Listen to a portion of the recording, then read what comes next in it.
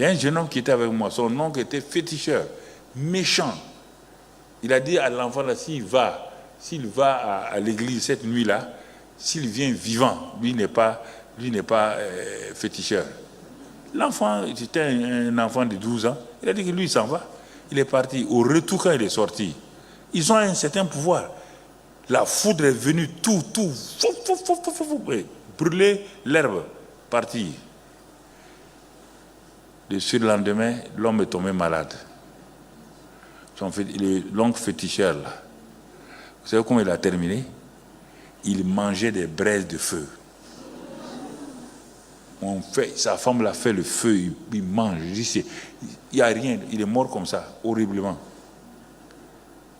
Il y a des réalités qu'il ne faut pas s'amuser. Hein? Ne cherchez pas voiture ici. Dieu a dit, premièrement, le royaume des cieux et sa justice, et toutes ces choses vous sont données. Toutes ces choses vous sont données. Mes frères, à l'âge de 10 ans, les sorciers sont venus me manger. Elles ont traversé le mur. Elles sont entrées dans la chambre. Quand elles sont entrées dans la chambre, elles chantaient mon nom en swahili, avec un tam-tam et une casserole bouillonnée dans l'espace. J'ai vu mon esprit sortir de mon corps pour entrer dans la casserole. J'ai fait la prière de Je vous salue Marie. Elle n'a pas marché. J'ai fait la prière du Notre Père. La casserole a disparu. Les sorcières sont parties. Et j'ai couru dans la chambre de mes parents. Je suis allé leur dire ce qui m'était arrivé. Ils n'avaient pas pris ça au sérieux. Ils m'ont demandé de rentrer dans ma chambre et de faire encore la prière si les sorcières revenaient. Et je leur ai dit, je n'irai pas. Je vais dormir ici. Alors j'étais un jeune très fier qui ne pouvait jamais dormir avec ses parents. Ils ont su que c'était sérieux, j'avais la chair de poule. On m'amènera auprès de 2 personnes de la famille qui étaient dans l'occulte. Elles vont me tatouer sur le front, les mains, les chevilles. Et vont mettre la poudre rougeâtre et vont parler. Il n'est pas de votre famille, vous ne pouvez pas le manger. Il n'est pas de votre famille. Pendant qu'on me faisait ça, j'ai eu une vision. J'ai vu un homme blanc et la chef des sorcières qui me parlait. Ils m'ont dit, même si tu leur dis, nous allons t'avoir. Mais ces personnes qui m'avaient mis la poudre étaient trop fortes. Ils ne m'ont pas eu. Mais voici ce qui est arrivé. Dès qu'ils m'ont protégé comme ça, un esprit d'incrédulité entrait en moi. C'est comme s'ils m'avaient mis une pierre. Je ne supportais plus les choses de Dieu. Si tu veux m'amener à l'église, c'est comme si tu veux me brûler. Quand je vois un enfant de Dieu, j'ai envie de te taper. Quand tu me parles des choses pures, j'ai envie de te taper. J'étais attiré que par les choses mauvaises. J'haïssais Dieu. Je trouvais que les choses de Dieu, c'est la honte. Et j'ai grandi comme ça. Et comment Jésus est venu dans ma vie? Un jour, mon oncle, qui était mon modèle, il était riche, il était beau. Il avait tout ce qu'on peut désirer. Mais il était païen. Chaque fois je disais, je serai comme tonton Popé. Je serai comme tonton Popé. Il a l'argent, il a la richesse, il est beau, il s'habille bien, il s'amuse dans le monde. Un jour il vient chez nous, en train de chanter un cantique chrétien. Et il dit à mon père, grand frère, j'ai donné ma vie à Jésus. J'ai été déçu. Parce que lui, il était tellement riche qu'il invitait tous ses neveux chez lui chaque fois en vacances de Pâques. Et là-bas, il avait une piscine, une grande maison, des vélos. On utilisait son standing de vie pour avoir des copines. Et lui s'est converti. Quelle déception. Il organisera encore des vacances dans sa maison. Et je suis allé chez lui à la maison. Mais cette fois-ci, ce n'était plus comme avant.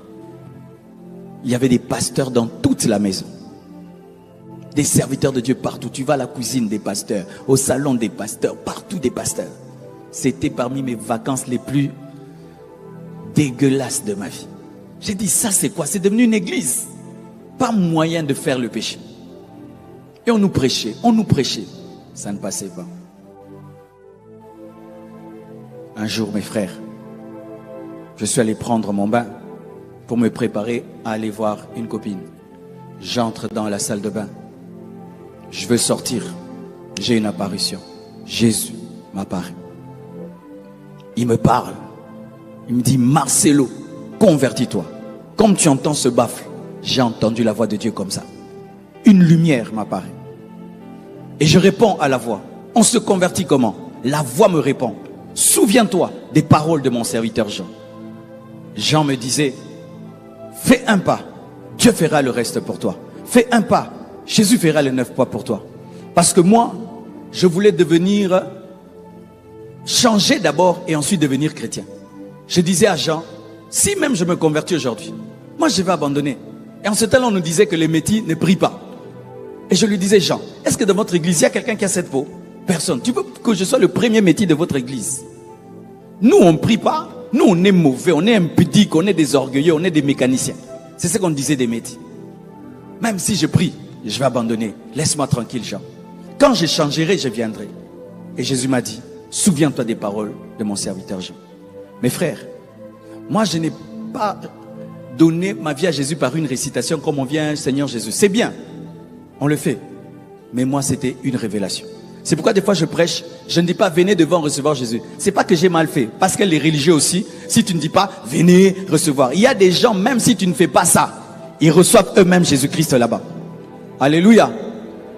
Et moi-même, dans la salle de bain, j'ai donné ma vie à Jésus. J'ai commencé à pleurer, pleurer, pleurer. Que les larmes reviennent à l'église. Les sorciers occasionnent des dégâts ici et là. Malgré cela, soyez rassurés, ils ne sont pas les tout-puissants. Leur puissance est limitée et marquée de nombreuses failles. Pour que vos prières deviennent stratégiques et ciblées, capables de briser leurs œuvres dans votre vie et dans votre famille, il est essentiel de connaître leurs points faibles. C'est ainsi que vous allez remporter la victoire dans le combat spirituel. Bienvenue sur Amani Bashig, la chaîne qui vous équipe pour une vie de prière efficace, vous guide dans les prières de combat spirituel et vous enseigne comment vivre une vie de sainteté et triomphante en Jésus-Christ. Aujourd'hui, découvrons ensemble les faiblesses des sorciers que tout chrétien devrait connaître pour renverser les œuvres des ténèbres au nom de Jésus-Christ. 1. Les sorciers perdent leur pouvoir lorsque leur secret est révélé. Les sorciers agissent dans l'ombre, mais dès que leurs agissements sont exposés par des rêves, des visions ou le discernement spirituel, leur puissance vacille. La révélation de leur présence marque le début de leur déclin. Dans la Bible du Semeur, Éphésiens 5, 13-14, il est écrit « Mais quand ces choses sont démasquées, leur véritable nature paraît à la lumière. » 2. Les sorciers sont impuissants face aux véritables enfants de Dieu. Un chrétien né de nouveau est protégé par Dieu lui-même. Hébreux 12, 24 nous dit qu'aujourd'hui le sang de Jésus parle mieux que le sang d'Abel. Dans 1 Jean 4, il est écrit « Vous, petits enfants, vous êtes de Dieu, et vous les avez vaincus, parce que celui qui est en vous est plus grand que celui qui est dans le monde. Même s'ils parviennent à troubler ton corps, Dieu est capable de te restaurer pleinement. Rappelez-vous Job. Satan ne pouvait rien faire sans la permission divine, et Dieu l'avait restauré. C'est pourquoi, bien que les sorciers essaient, ils ne peuvent franchir cette limite. 3. Leur stratégie dévoilée les affaiblit. Lorsque tu comprends comment ils opèrent à travers les rêves, les provocations ou des manipulations émotionnelles, tu peux fermer les portes qu'ils utilisent pour t'atteindre. 4. Détruire leurs autels spirituels les paralyse. Leur puissance repose sur ces lieux d'invocation. Par la prière, en brisant spirituellement leurs autels, tu peux désorganiser totalement leur activité. Luc 10, verset 18 nous dit « Voici, je vous ai donné le pouvoir de marcher sur les serpents et les scorpions, et sur toute la puissance de l'ennemi, et rien ne pourra vous nuire. » 5. La louange et l'adoration les repoussent. Quand tu loues Dieu de tout ton cœur, sa présence se manifeste puissamment, et les forces des ténèbres ne peuvent y résister. Souvenez-vous de l'histoire du roi Saül dans 1 Samuel 6, 25. Il arrivait donc que quand le malin esprit envoyé de Dieu était sur Saül, David prenait le violon et en jouait de sa main, et Saül en était soulagé et s'en trouvait bien, parce que le malin esprit se retirait de lui. 6. Le nom de Jésus-Christ et son sang les terrifient. Il est écrit que tout genou fléchit devant le nom de Jésus, y compris ceux des sorciers. Ces armes spirituelles sont redoutables. Marc chapitre 6 verset 17. Voici les signes qui accompagneront ceux qui auront cru. En mon nom, ils pourront chasser des démons, parler de nouvelles langues. 7. Les sorciers vivent dans la peur. Dès qu'ils échouent face à un chrétien résistant, ils paniquent. Ils craignent non seulement pour leur vie, mais aussi les représailles du royaume des ténèbres. 8. Ils sont trahis par leur propre maître. Satan, le père du mensonge, n'est loyal envers personne. Il les utilise, puis les abandonne et les détruit. Jean dit nous dit, le voleur ne vient que pour voler, égorger et détruire. Moi je suis venu afin que les brebis aient la vie et qu'elle l'ait en abondance. 9. Leur jalousie les rend vulnérables.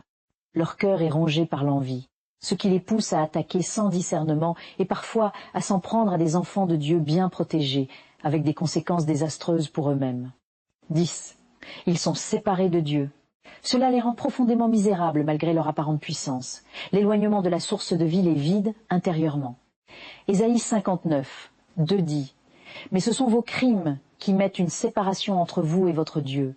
Ce sont vos péchés qui vous cachent sa face et l'empêchent de vous écouter. » 11.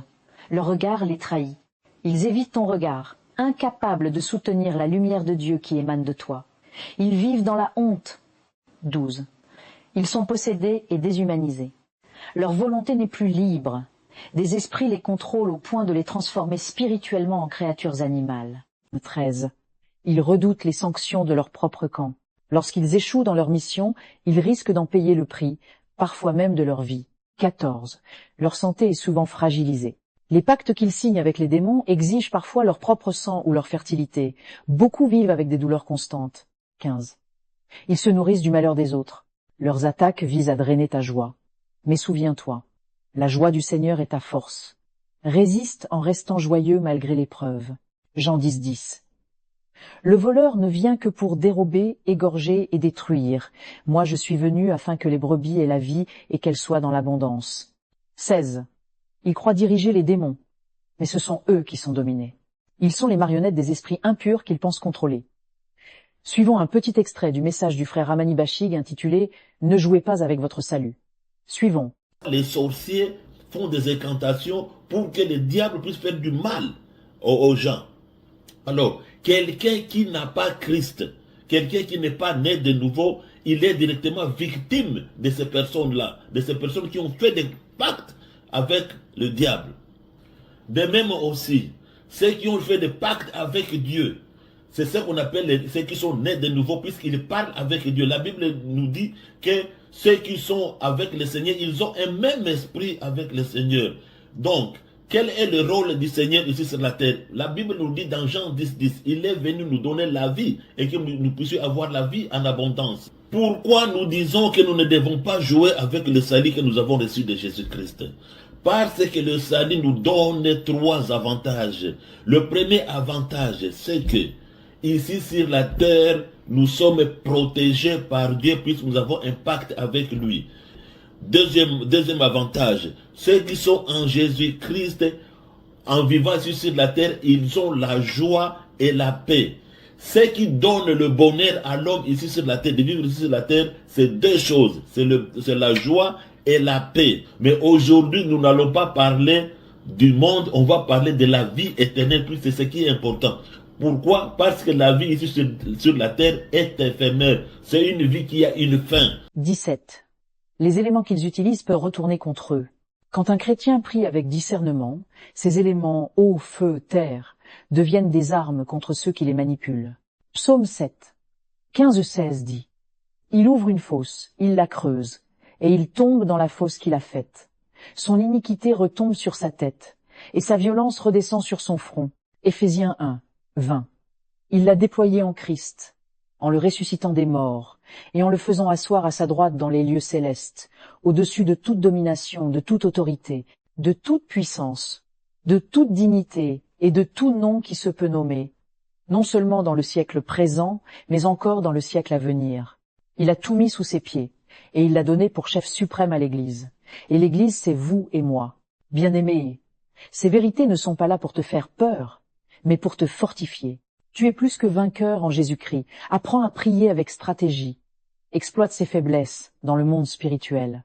Et surtout, n'oublie jamais que la lumière brille dans les ténèbres, et les ténèbres ne l'ont pas vaincue. Jean 1, 5.